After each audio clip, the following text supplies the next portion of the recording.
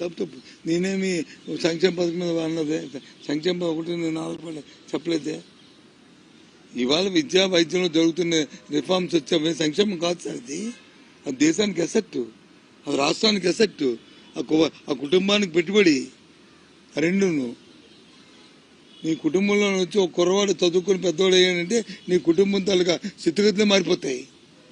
దాంతో ఆ ఊర్లో ఆ కుటుంబం తాలూకా పరువే మారిపోద్ది, ఆ ఊరు తాలూకా సినరీ మారిపోద్ది, దాంతో ఆ స్టేట్ మారిపోద్ది. ఇంకో 20 సంవత్సరాలు పోయిన తర్వాత ఈ రాష్ట్రంలో, దేశంలో యూపీఎస్సీ కానీ ఎనీ సెంట్రల్ ఎగ్జామ్స్ ఏది జరిగిన, కాంపిటేటివ్ జరిగిన, అయితే ఉద్యోగాలకు కానీ అడ్మిషన్కి కానీ 50% ఆంధ్రప్రదేశ్ స్టూడెంట్స్ ఉంటారు. నేను ఛాలెంజ్ చేసి చెప్తాను. ఎందుకంటే అంత రిఫార్మ్ జరుగుతున్నప్పుడు ఎందుకు ఉండదు? పూర్వం ఎవరికైనా వైద్యం కావాలా?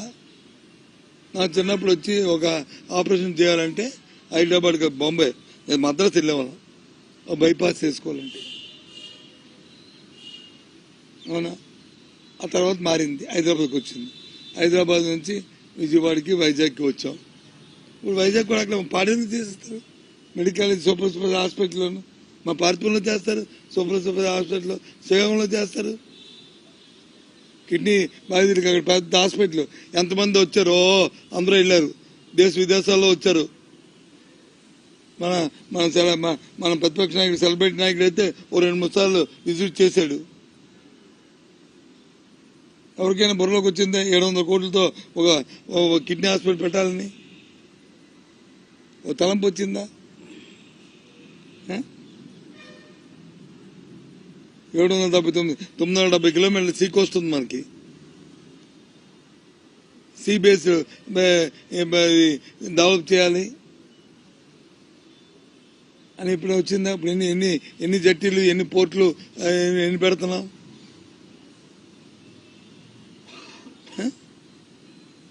కొత్తగా 4 పోర్ట్లు, 10 జట్టీలు, 10 ఫిషింగ్, 4-5 ఫిషింగ్ సెంటర్లు.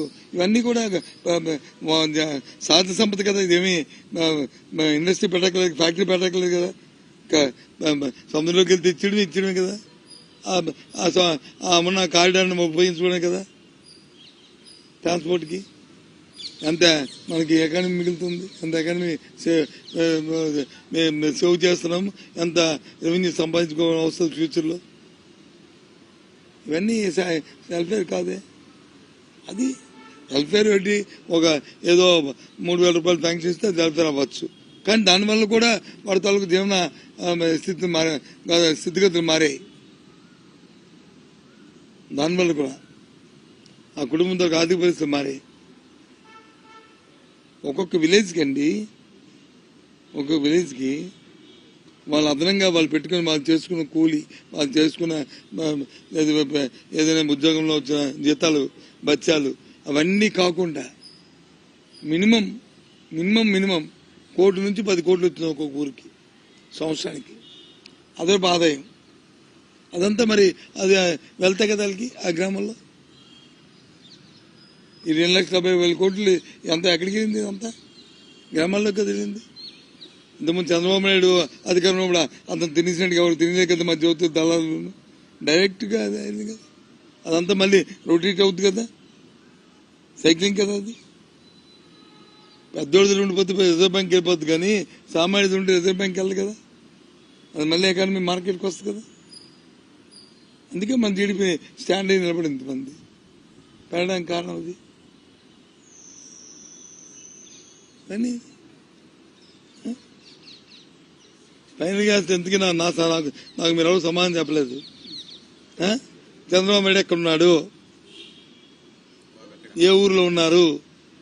చంద్రబాబు ఎక్కడా? ఏ ఊర్లోనూ? ఆరోగ్యం చూసుకోవడానికి వెళ్తే ఎలా ఉంది ఆరోగ్య సమస్య, ఆరోగ్యం ఎలా ఉంది, ఏ విధంగా ఉంది?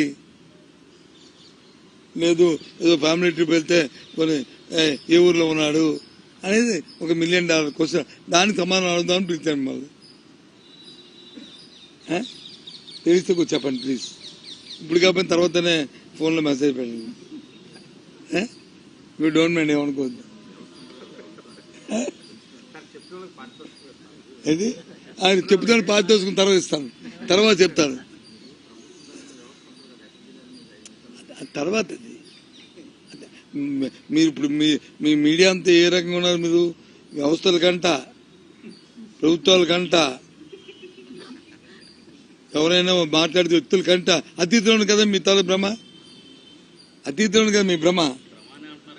అదే అందుకే మీరు చెప్తాను, మరి భ్రమ అనకపోతే మిమ్మల్ని అది చేస్తామంటే మరి మేము వచ్చి ఇంట్లోకి వెళ్ళిపోదాం. అదే కదా మీ భ్రమ. మీ